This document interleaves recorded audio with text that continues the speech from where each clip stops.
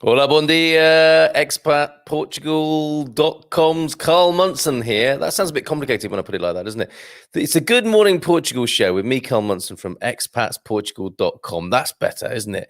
How are you today? Let's have a look. It's terça-feira, dia 27 de outubro. Forgive the pronunciation. I really am doing my best. And we are delighted to be broadcasting on YouTube today. And that we tried it last night. It worked very well. So if you're looking for an alternative to watching via Facebook, you now have that alternative. You can watch us live on YouTube, and comments can be made in that way as well. So Facebook on the Expats Portugal Facebook page and the Good Morning Portugal show page on Facebook, but also now the YouTube channel. You can watch us live on there, and you can comment via there as well. So hopefully some comments coming through from the YouTube channel if you are watching via that method this morning. And of course, the podcast available on most of the usual podcast platform size. Easiest way is to go to Spotify. The other way, of course, is to just listen in via the Expats Portugal forum pages. Go to our expatsportugal.com forum, and over on the right of the screen are all our podcasts, which you can listen to while you are taking part in the forum, either inputting information or receiving wisdom and information from our wonderful community there. So we've got a few things to talk about this morning. It's always nice to know how you are doing and where you are. We'll have a look at the weather. We will look at Madeiran rum this morning. We looked at Azorean tea. And then Sally in Lisbon said, "Oh, it's great. Yes, Azorean tea, love that. But have you tried Madeiran rum?" Not yet, but I intend to. Now you mention it, Sally. Probably not on the Good Morning Portugal live stream. More of an evening thing. Maybe the Expat Man Cave. We'll try it in there. But I want to share with you. It's an old story, an old article from Reuters, but a lovely one nonetheless. Pretty much timeless. And of course, there has a little bit of a dissent and unrest among some medics about the new measures, the new COVID measures in Portugal. So we'll have a look at that news article as well. The one, Portugal's General Medical Council takes measures to identify doctors who took part in anti-mask protests. And that is in inverted commas, because I'm not sure it was an anti-mask protest, to be fair. It was a bit broader than that. But certainly something happening here in Portugal in terms of the public response and the professional response, obviously, there from the doctors about the new measures that are coming in. Your views on that, very welcome. So let's have a look at the weather very quickly before... Actually, we don't have to do it very quickly, do we? We can take it nice and steady. If you're wondering, what on earth is he wearing this morning? This, I think, is my... I don't know if I'm doing myself a disservice. Graça is tuned in this morning. I think this is my Caseiro look. Is that right, Graça? Because I've been walking the dogs in the garden of a morning. I'm getting up earlier, taking the dogs for a yomp around the garden. Picked an apple off the tree this morning, served it to Mrs. M while she was still in bed. How good is that? It's a bit of an Adam and Eve sort of scene, isn't it? But hopefully a different ending, of course, with that. So I've still got me walking the dogs kind of clothes and my out in the garden kind of look. I was picking walnuts with Graça at the weekend, Donna Graça, who's tuned in this morning, and we'll probably pick a few more today. But this is the look I would like to convey to you of me being that guy who is out there picking walnuts. That was, of course, our word of the day yesterday, Nogueira, walnut. I want to know what your favorite Portuguese word is that you might put forward as our palavra do dia this morning. And Graça saying, yeah, sim, casaco. That's so garden guy. Caseiro, casaco, the guy in his smock who's out in the garden. Thank you for that. Graça, thanks for tuning in this morning. So quick look at the weather then. Let's see if we can share this on the screen with you. The expatportugal.com weather this morning. Let's see what's going on in the capital, in Coimbra, in Faro, and Porto as well. See if Porto is still underwater. The forecast for Porto this week. Hold on, we'll give it a chance to load, shall we? Some of us feel like this in the morning, don't we? Slow to load. Had a bit of a chat with Neil, who provided that lovely Alentasian sunrise picture. That was taken this morning. That's as fresh as the eggs that come from our chickens, that picture this morning from Neil in the Alentejo. He and I were having a chat this morning, enjoying our British tea, seeing the day in, and that was a shot. He must have taken it from his window, I think, or his balcony, or from his back backyard or something like that. What a beautiful picture. So thank you for that, Neil. Really, really, really nice. Lisbon at the moment, 14 degrees, mostly cloudy. Looking at 20 degrees, the high there, and 20 degrees tomorrow, and a bit of rain actually in the capital tomorrow. However, a nice day forecast for Thursday with a high of 23 degrees, and on Friday, 24 degrees. Excuse me, a bit of a mixed weekend. Saturday and Sunday, 23 degrees, cloudy on Saturday. So, a nice mild week, threat of rain tomorrow, but a fairly nice weekend to look forward to in Lisbon. And there it is in the foreign language of Fahrenheit, which I do for our transatlantic viewers and listeners of an evening. Porto, 13 degrees and overcast at the moment, high of 16. And yes, rain forecast for today and tomorrow, but then a nice run of sunny weather actually in Porto for Thursday, Friday and Saturday. Coimbra, 13 degrees and overcast, similar to Porto this morning. The walnut picking might be delayed. Rain forecast again today, but temperatures of 18 and 19 tomorrow. Then a couple of sunny days Thursday and Friday. Faro, 20 degrees, the high today, currently 13 and sunny. 21 degrees tomorrow and cloudy, and a nice day on Thursday. But look at that, lovely weekend ahead in Faro for the in the next few days. Lovely weekend to come, Saturday and Sunday. Okay, I don't think I did share that on screen, did I? But I've told you all about the weather on this terça-feira. Let's say a few hellos to you this morning. Bon dia from the Isle of Skye. Good morning to you, Gillian. Great to see you in this context. No comments coming through yet from YouTube. I trust it is streaming nicely and lively, as it were, via YouTube this morning. If you're watching on YouTube, do say hi. Bon dia, my dear, from Sean Maguire. How's it going there, Sean, in central Portugal? Louise, I thank you. I was just replying to one of your comments on YouTube.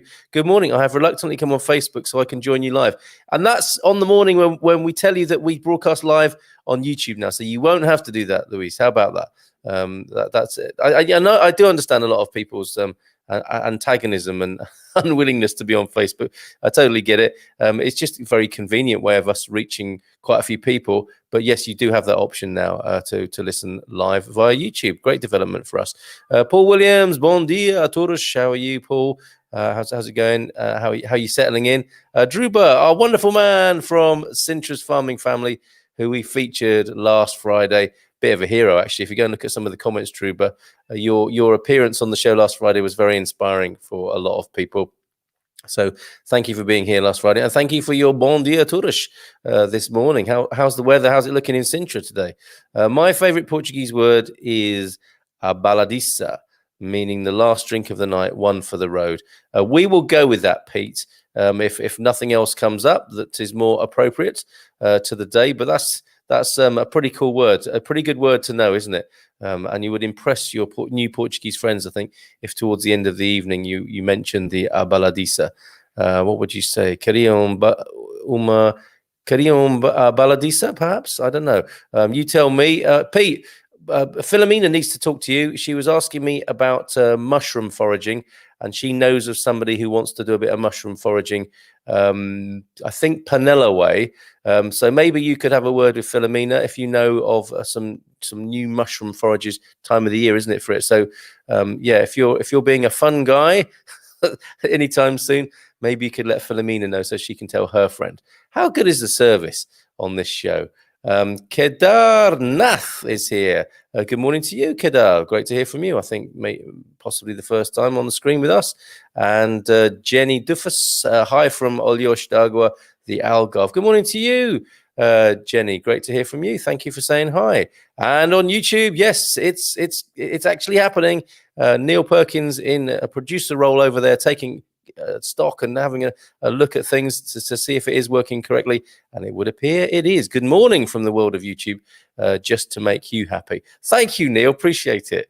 And bon dia, Carl from Nuno in Northampton. Poncha is a traditional drink in Madeira made with lemon juice, honey, and Madeira sugarcane firewater, the rum that we're going to talk about later. Yes, I have heard of this.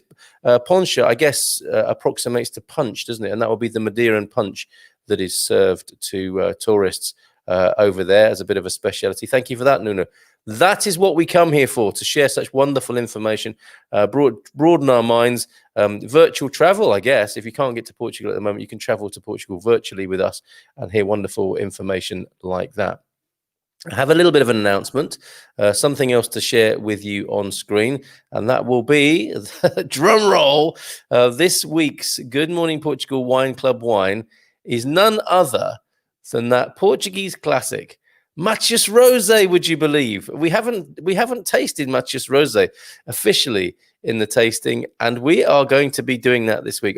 There's 5 Thursdays in this month, I think. And this one being the 5th, so that would mean that I get a go at leading the tasting, and so it's a bit of a wild card, playing the joker, I guess you could say. And we folks are going to be talking about and tasting Matias Rosé. Now it's changed a bit.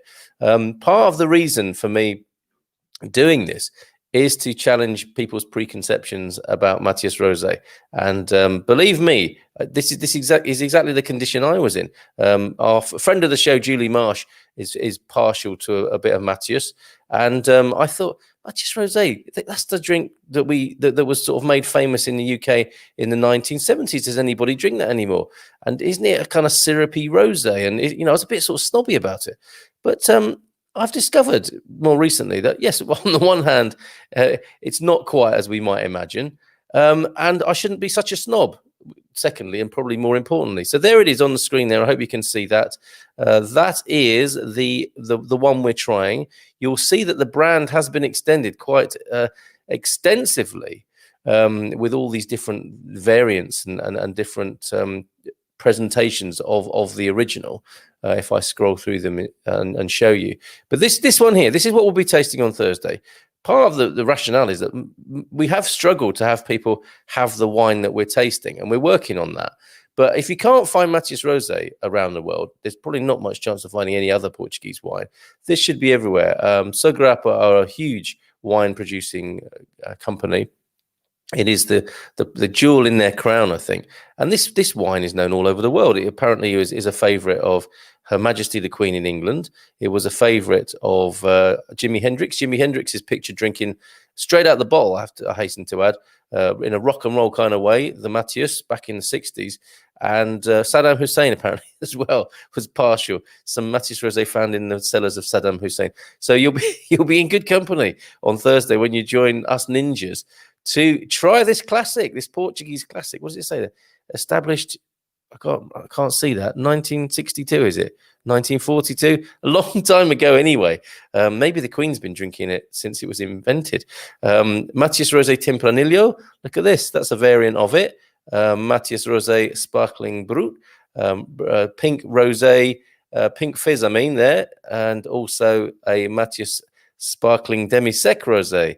And also, look at this, a dry white. And aficionados, the people who love the original Matias will think this is sacrilegious, I think, to change the brew in this way. But this is what happens, isn't it, when the marketers get hold of things.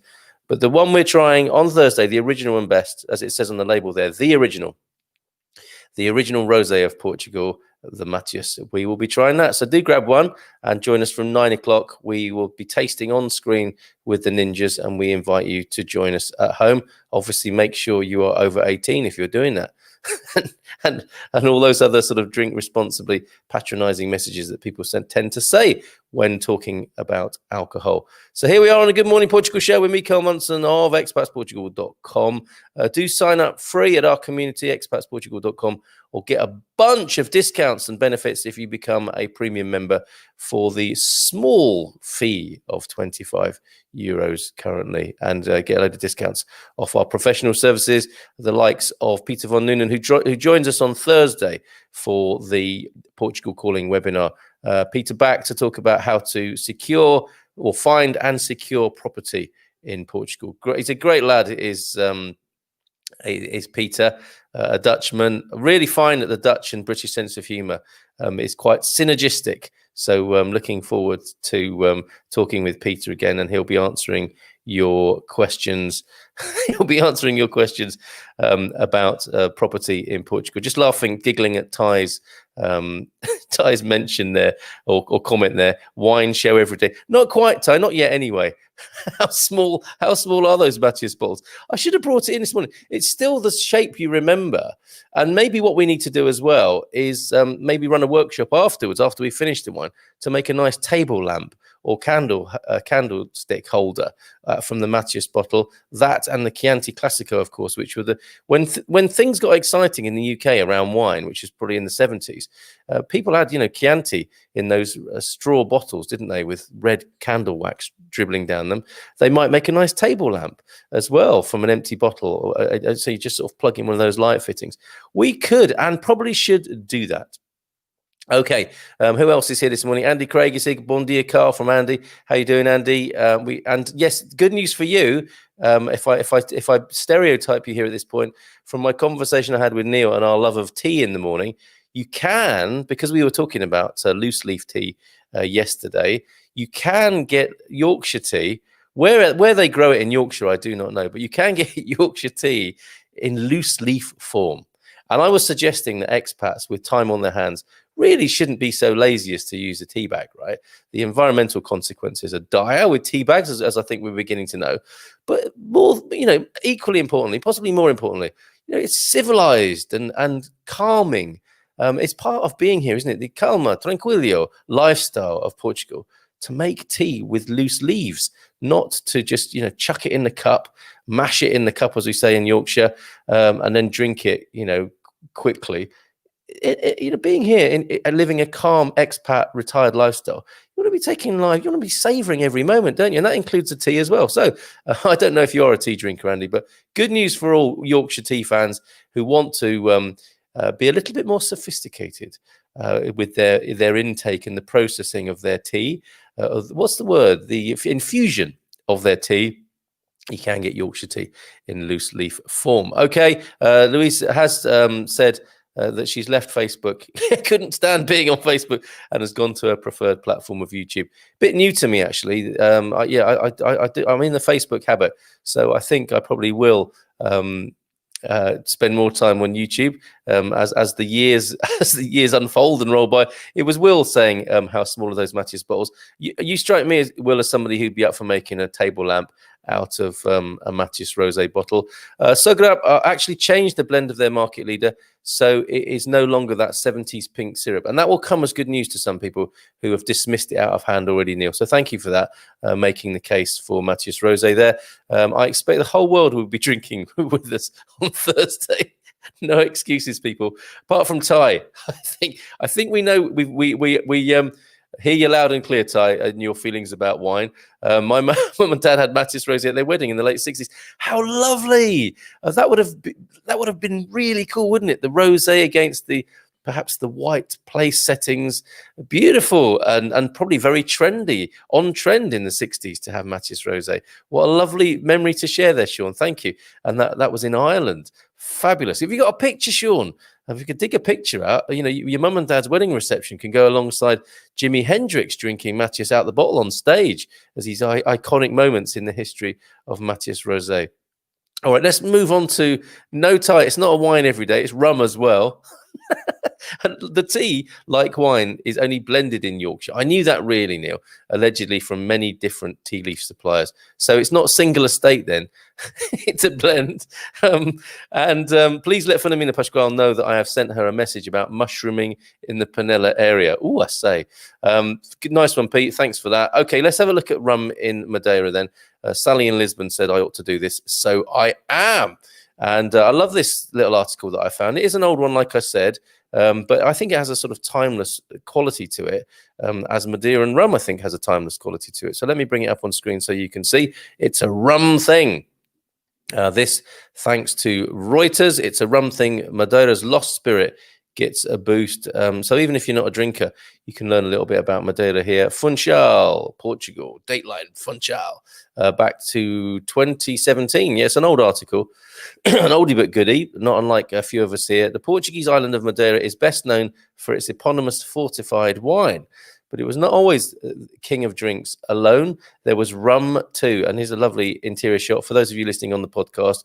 This is the proprietor of the Madeira rum house, Roberto Andrade, who poses with his collection of rums in Funchal in classic sort of local newspaper style.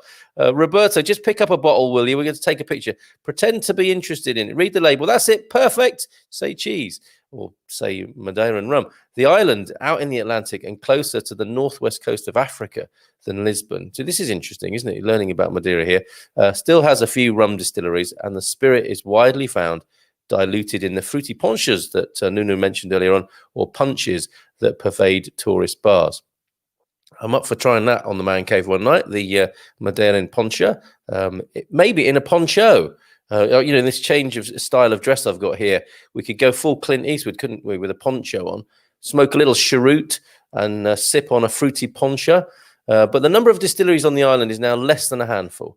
This is the way of the sort of craft industries, isn't it? And perhaps we're stepping in at the moment, and there can be some sort of renaissance here as more and more people get interested in sort of provenance and craft beers and craft booze of all sorts, and supporting local producers. So maybe we can have a V-shaped recovery in this area, a shadow of what it was some 200 years ago when there were an estimated 50 sprouting from the sugarcane plantations. So that's what happened. It was a result of the sugarcane growing in Madeira. Few visitors now think of rum as they would in, say, the Caribbean. People come and they say, "You have rum?" ? Said Roberto Andrade, who runs the Madeira rum house in island capital Funchal's Zona Velha, or the old town of Madeira. Andrade is doing his bit to persuade them, yes, his emporium is half bar, half museum, and completely dedicated to Madeira's demon rum. Wow. Two of Andrade's walls are covered with rum bottles, around 200 of them, from distilleries extant and gone. That's a nice word, isn't it? Extant. Does that mean extinct? Some are full, some empty, and some halfway between, as you might expect. Tucked between them are artifacts from the old sugar trade, including a hand-cranked cane crusher. Try saying that at home. Hand-cranked cane crusher, from which the island's old sugar and its juice was extracted. Have we got a palabra de dia yet? In Madeira rum is rum agricole, meaning it is made. There's a distinctly sort of paysan feel to the show this morning. Me sat here in my smock hearing about rum agricole rather than the rum industriel, which comes from the byproduct of molasses. So the Madeira rum is the agricole version, made directly from the cane syrup, not from the byproduct of molasses. It is also matured in Madeira in fortified wine casks, which will give it a unique flavor, no doubt. A treasure box of rum-themed history is at hand at Andrade's shop come museum. It is loaded with stamps, trivia, and old tourist postcards. I want to go, showing cane cutting, barrels of rum, and the shipping that carried it off. One card addressed to a house in England extolling the author's holiday in Madeira was dated a few days before World War I broke out. Wow, wouldn't that have been an interesting time to be in Madeira in 1914? Madeira missed most of it, although German submarines did bombard Funchal and sink some ships in the harbour. Wow, I didn't know that. So cheers, or sauge, if you're Brazilian. As for actually drinking the rum, Andrade serves almost anything in his collection, ranging from €5 a shot to €10 for special editions. Sounds like quite an experience if you like rum. There is a flight on offer too for those willing to take a risk of wobbling home. A substantial taster of 4 rums, ranging from white to aged dark, from sweet to dry. Sounds like fun. Madeira's rum business fell on hard time, partly as a result of the decline in sugar plantations. Cane was introduced in the mid-15th century on orders from Portugal's Prince Henry the Navigator, who we will look into, folks. I do want to spend more time looking at Portugal's historical figures so you know what you're talking about at dinner parties that you go to, but declined to next to nothing after the 17th century when Portugal's then colony Brazil began to dominate. But Andrade says that the island has also done very little to push the product. If you don't promote, nobody buys, he said, adding, the opposite of Matheus Rosé, obviously. He said, adding that Madeira rum became mainly used for traditional ponchas rather than a sipping spirit like whiskey or brandy. That may be slowly changing. Distillery Agenio Novo de Madeira has in recent years taken its product to rum shows in London and Berlin. Madeira also now has its own rum festival, a series of tastings and masterclasses, and what one online magazine quaintly calls Rum Talk. And that, of course, is the double meaning of the word rum. But I do like that. Thank you, Sally in Lisbon, for bringing my attention to that. Another wonderful experience to enjoy about Portuguese life. Thank you so much. Who knew? I didn't until you mentioned it. So thank you very much for doing that. Let's. What are you lolling about, Neil? About mushrooming in Panella, maybe? Frank, they got rum. Yes, Frank, they got rum in Portugal too. From Gary there. Rodepa, my new word for the week, means skirting board. We might have to go with that. So what have we got so far for you, from you learned folk? Palavra de dia. We have a baladisa from Pete, and no guesses, no prizes for guessing what Sean's been up to this week. But Rodep for skirting board. You never know when you might need it. You never know when you might need that. Anna, hi Anna, how are you? Bon dia from Anna in the Algarve today. Jet setter Anna, discovering Portugal, if I remember correctly. So we switch from the word rum. If I'm looking now, as I am at my Collins dictionary online. Two meanings for the word rum, of course. Variable noun rum, alcoholic drink made from sugar, rum punch, bottle of rum, and all the pirate connections that go with it. Then it is also a graded adjective. If you describe people or things as rum, you mean they are rather strange. So guilty as charged on occasion. Yes, rum goings on in Madeira there, where you can taste Madeiran rum. Did someone say rum? Says Frank. Morning, Frank. You just missed it, mate. Watch it on the replay on YouTube. And yes, rum goings on in Madeira, where you can drink it. Rum goings on. Interested to know what you think of this in the capital over the weekend. Let us turn our attention now to this Portugal resident article as we conclude today. Unless there are any other things you want to talk about, don't forget we can do a phone-in thing. It might be that a few of you regulars want to phone in and have your say in the morning about certain things, or bring our attention to certain things, which could be a lot of fun. Could be quite risky as well, throwing the phones open to all and sundry. But let's see how it goes. And that's another way of contributing. But seriously, if there's something you think we should be talking about and you want to bring our attention to, do it. And we'll either cover it there and then, or we will come back to it the day after, perhaps. Good morning, everyone, says Frank, in a very civilized manner. Not that he's uncivilized, of course, just unpredictable. Okay, so this, you can see the masks there heralding this story from PortugalResident.com. Portugal's General Medical Council took measures to identify doctors who took part in an anti-mask protest. It is in inverted commas, and I think that is pointing to the fact that it has been dubbed an anti-mask protest. When in fact, I think it was a lot more than that. Portugal's General Medical Council is taking measures to identify the doctors who took part in last weekend's anti-mask protest, again in inverted commas there, in Lisbon. Hundreds turned up following the government's ruling that masks should become obligatory in busy streets for the next 3 months. They included people from practically every walk of life and many professions. But it appears only to be the GMC here that is going after its own. Lawyers and journalists are also associated with movements questioning the official narrative. But up till now, they appear not to have been targeted in any way by their own profession. Well, you would hope, wouldn't you, that journalists would not necessarily go after other journalists, and that the whole point of journalism is to question things. Lawyers, I can understand why they might be questioned for their allegiances and how they behave publicly. And that appears to be the spirit of this investigation here. The General Medical Council's argument is that doctors questioning the official narrative are putting public health at risk. What do you think of that?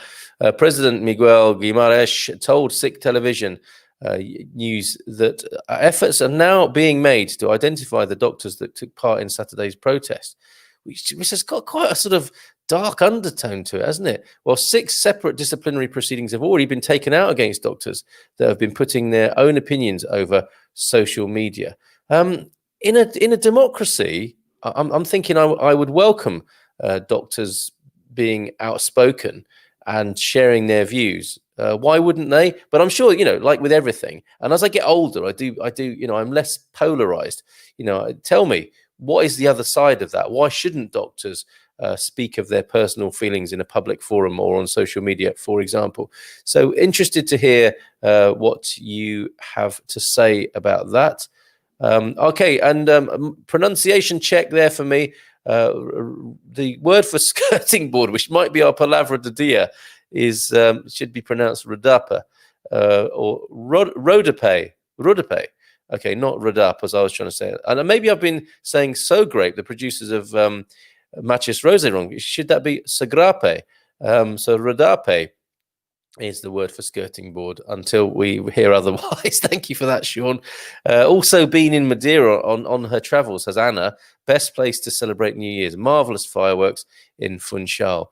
Fantastic. Another thing to go on the list. I'm going to have to buy a second book for my list of things I want to do in Portugal. Madeira's fireworks at New Year's on the list. Drink rum in Madeira on the list now. Drink Azorean tea on the list. It gets bigger every day. I'm adding more things than I'm ticking off. Maybe that's a good thing.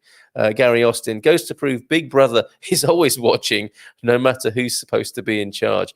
Yeah, well, I'm all for accountability and checks and balances, Gary. But it's the kind of tone of these things, isn't it? And what seems to be an unwelcome discussion in the public domain of things that affect all of our lives. Interesting. Helen, who joined us last night. Thanks, Helen, for your excellent contributions on the Portugal show yesterday evening from Thailand. She's from Thailand, everybody, or is in Thailand anyway. Doctors and scientists need to be heard. These people serve. They want you to know the truth. Excuse me. Helen thinks I should have a jingle. So what I'm going to do now is mute the mic and take a sip of my Honecker drink here that I've got this morning. Not tea, I've already had my tea this morning. But Helen and I came up with this idea last night that I have a little jingle to play. Rather than just mute the mic and create dead air, as we say in the business, I'll have a little jingle for when if I need to cough or have a sip on my drink. So I'll do that now. So until I have got a jingle, like we did last night, could you just hum the Four Seasons to yourself for a moment, please? Thank you.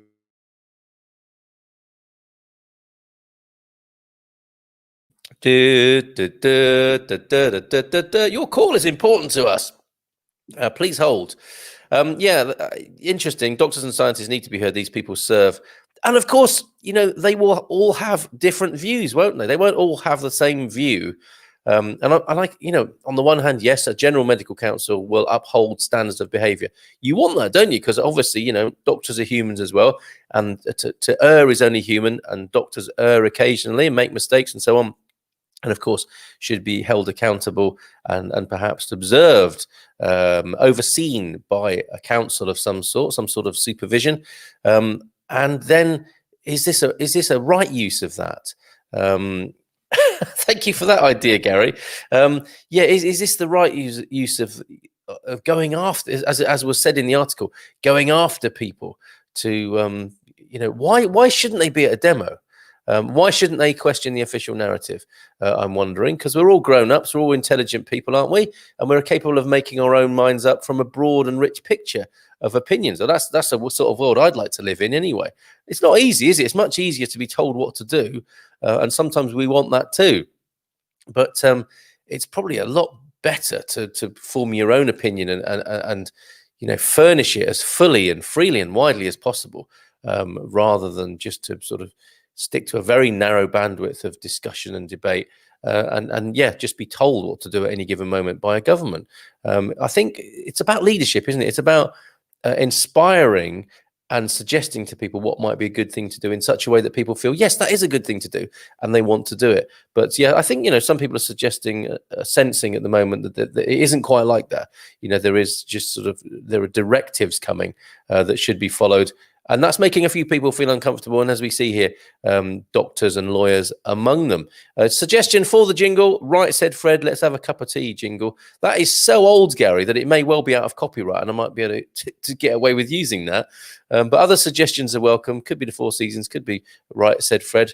Let's have a cup of tea. And then we went home, which is a nice link for me. I'm already home, but just, symbolically, we're coming to the end of the show this morning.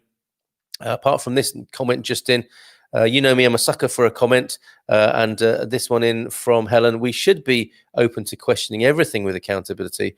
Think of this: convergent opportunism instead of calling it a conspiracy theory. Yes, that's become the ultimate put down at the moment, isn't it? You know, if you think anything that's unsettling, possibly you can be called a conspiracy theorist now. But I do like that, Helen. Very good. Convergent opportunism, and that works both ways. I thought you were maybe you were talking. Yes, I think you are talking about sort of powers that be, or powers that shouldn't be, as some people refer to them as, taking advantage of convergent opportunism. Let's keep an eye on it. Let's talk about it. Certainly, this is a place I would like to think of as a respectful and open place for debate, for conversation. Actually, conversation more than debate. I don't think we're in the business of like finding out who wins here or who dominates other people with their thoughts. But let's just put them in the mix and let's talk to each other respectfully and openly and see where we can get with that. Straight up tyranny, says Luis. And yes, exactly, says Helen. I think maybe responding to my interpretation of what she said there. And Will, who I thought may comment on this, says, can one be a convergent opportunist? I've done that from time to time. Aren't we all convergent opportunists? And I'll leave that with you. I'll leave you to ponder that. Whilst Helen, I think, is suggesting that there may be some convergent opportunism among governments at the moment within the pandemic, we can consider ourselves, can't we? Because they are only a mirror of us, of course. There are no others. We are one. We're all in this together. And it's easy to sort of, point the finger and say how awful and terrible other people and their behavior is, when, of course, when there's one finger pointing out, there are three pointing back. And on that note, yes, on that question, can we personally be convergent opportunists? Which I think, yes. I'll leave that hanging there with you and look forward to your company tonight on the Portugal show with Donna Jacqueline returns as we look at Portuguese positive news tonight on the Portugal show from 10. And of course, back again in the morning with this, the Good Morning Portugal show, which went out for the first time on YouTube quite successfully, I'd like to think. Have a great day, folks. Take care. Bye for now. Abraços, beijinhos. Até a próxima. Até já. Ciao, ciao.